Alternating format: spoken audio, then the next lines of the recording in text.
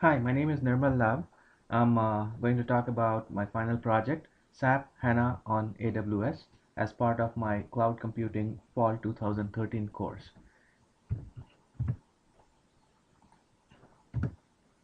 As introduction, we'll start by questioning SAP HANA Cloud Platform. What is it? Who offers this? And how do we use it?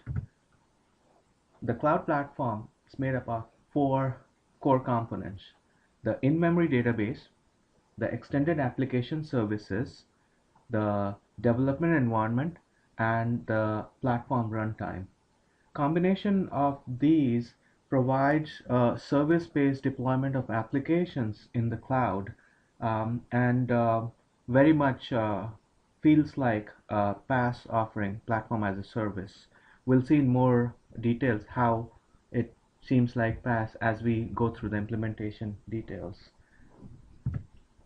And today it's being offered uh, in the cloud by cloud providers: AWS, CloudShare, KD Cloud Biz in Asia Pac, Smart Cloud PD that's in Europe. Um, so our project is about instantiating and using SAP HANA in AWS, making use of the cloud platform from SAP, and demonstrate example applications development. Now, to look at it, which one is better, which one we should use, even while my project is focused on AWS, but in general, among the four, which one should I really use if I have to do a production deployment? Of course, we look at the features and what are they providing and the pricing. AWS, I would say, tops it in terms of expensive, being very expensive at $3.49 an hour. The developer edition is cheaper at 51 cents an hour. That approximately adds up to like $370 a month. I look down, next one is CloudShare. It's flat, $137 a month. It starts with a 30-day free trial. KD Cloud Base, it's in Asia Pac at 320. It's comparable to the developer edition of AWS, or double the price, close to double compared to CloudShare. Smart Cloud PD is in Europe at a given price of 159 euro a month. Again, not the most expensive. And guess I'm in Asia Pac or in Europe, I would use the latter too. Being in East Coast, um, CloudShare or AWS is a viable option. Um, I would tend to use AWS more for production deployment, CloudShare for my development environment.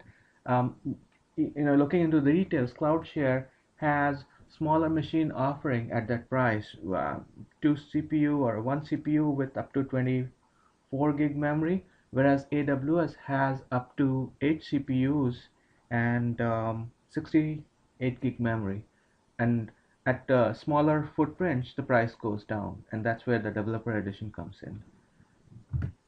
So our goal here would be to instantiate SAP HANA 1 on AWS. We'll instantiate another one on CloudShare. We'll develop two Java applications using the development environment. First one, instantiating on AWS. We go to AWS Marketplace, look for SAP HANA 1, brings us to this screen. Assuming I have the valid account with Amazon, um, I click on accept terms, and it gives me an option to just do a one-click launch. It uses a pre-configured AMI and builds pre-configured SAP HANA 1 machine. Details on pricing is right here. Hardware description and the SAP HANA version description. Going through the screens, finally when the EC2 instance has been created, we could use the public DNS and launch it in our browser as the next step to complete the installation.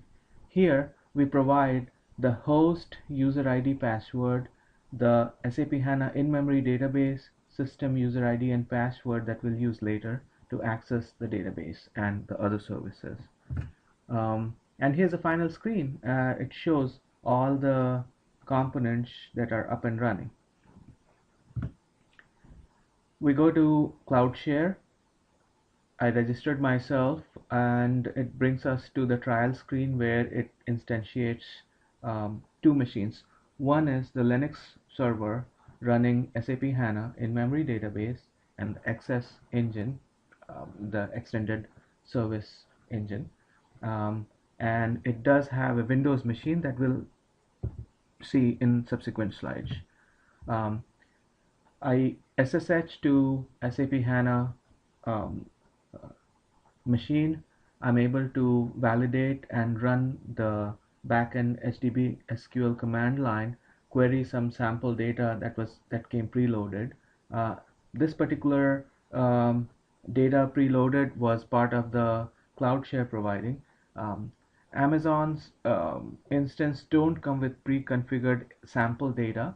Um, I found sample data on SAP site regarding airline and flights called S-Flight schema.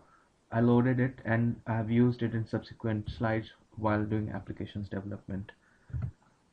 Here's the output of the select statement from the previous. So yeah, it validated my instance is up and doing well. Um, Quickly onto the CloudShare provided Windows RDP on the machine, and I'm able to bring up SAP HANA Studio development tool. This is a UI. I'm using the perspective, which is I can click here. It gives me all the perspective. This is the modular perspective where it shows me all the database details. In here, in the modular, I can right click and connect myself to SAP HANA instance, the in-memory database on the Linux machine. The first one was created to connect to the Cloud Share instance. The second one is the AWS instance. And in that Explorer view, I'm navigating to S-Flights schema, the table S airport. I'm doing a simple select statement to show that yes, the data is loaded, ready for my next step. And the next step is right here. I'm developing a very simple hello world servlet, and I've adapted that to make a backend JDBC call and do a select statement against the same data I loaded earlier, sflights.sairport. The JDBC connection string has a very well-defined format just like for any other RDBMS. I'm providing the public DNS, the port that in-memory database is listening on, the user ID, the password, and very simple select statement. I fetch them and I create a HTML document, a table to display the data. It's a very typical Eclipse dynamic web project. And this code has also been made available as part of my submission, so it can be retried by anybody. Um, Here, nothing else is different. It's just this piece of code that really is making it happen. Once done, I save it, right click on the project and say run as to run it locally and test it out. And there, it does seem to work. It created a list of tables, the same data that we saw in previous slide that we examined using the SAP HANA Studio modeler. Now, the next step is we want to deploy it on the SAP HANA Cloud Platform. That's the one thing that I really liked and seemed different than doing a typical applications development.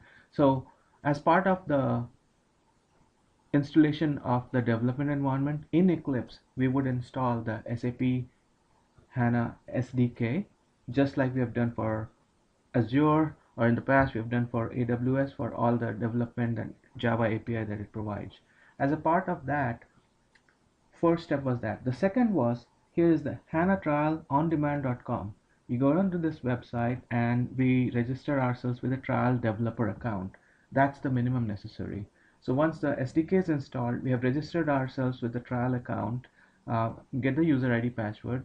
We then on Eclipse we say deploy, and we choose the SAP HANA Cloud Platform that came as a part of the SDK install. We move to the next screen.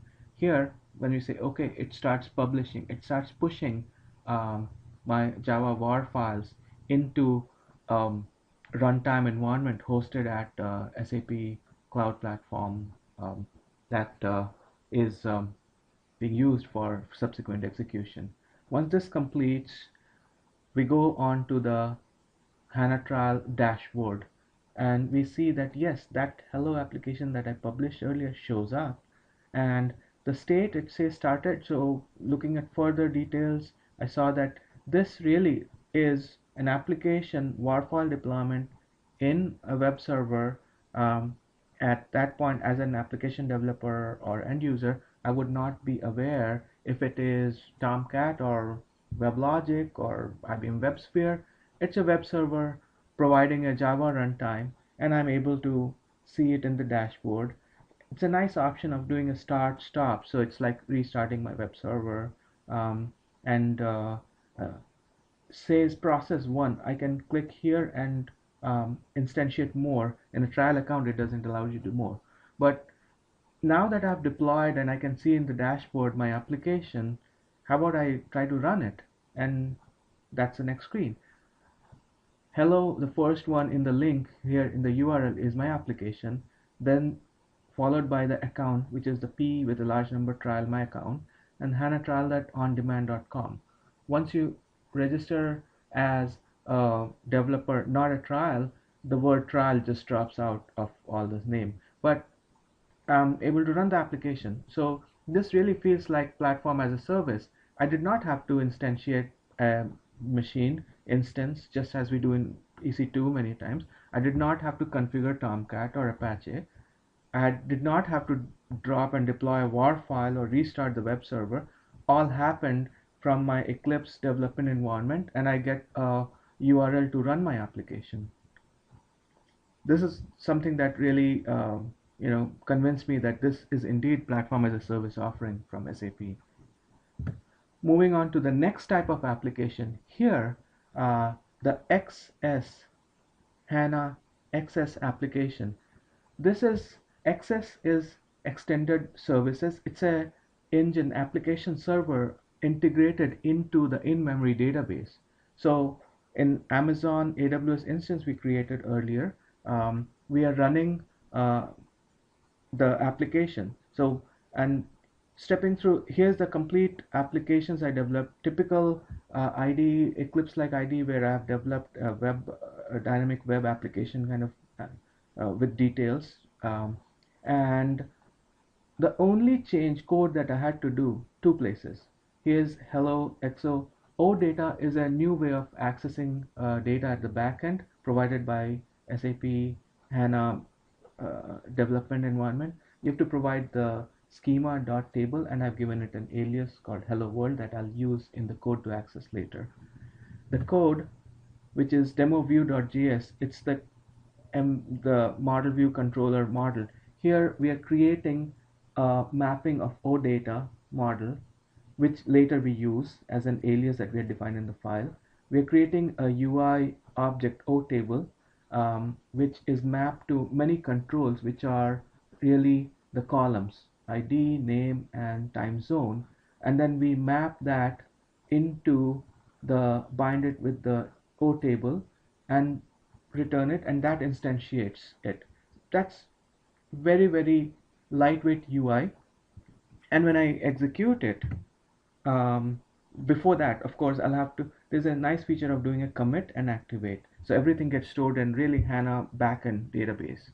I run it, and yes, I get the same thing. So now using the public DNS and the fully qualified name of my application, I'm able to run the application. Even here I don't need a explicit web server environment. I'm running the application directly, and it's supposed to run very fast because the application logic is close to in-memory. And here we are concluding our presentation by summarizing that SAP HANA Cloud Platform's platform as a service application deployment model is being offered by 4 cloud providers: AWS CloudShare, KD Cloud Biz, Smart Cloud PT, and it provides a very nice seamless integration into the runtime. This concludes my presentation. Thank you.